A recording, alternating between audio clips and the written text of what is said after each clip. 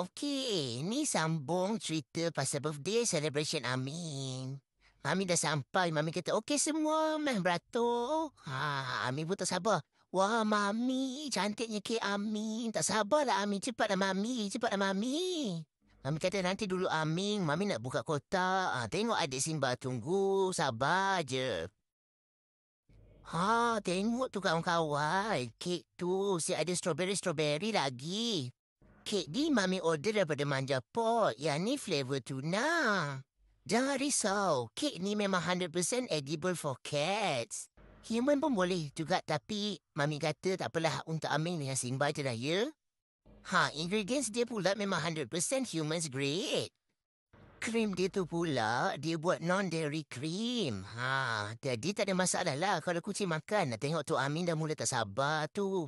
Mami kata, "Okey, Amin makan kek. Abang Ara makan strawberry sebab Abang Ara suka strawberry." Terima kasih semua yang wish Amin dengan Simba. Sorry, Amin tak dapat balas satu-satu. Tapi Amin berdoa, berdiri sama berbalik pada kalian semua. Terima kasih, wish Amin dengan Simba.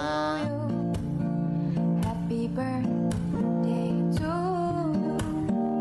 Happy birthday, happy birthday, happy birthday.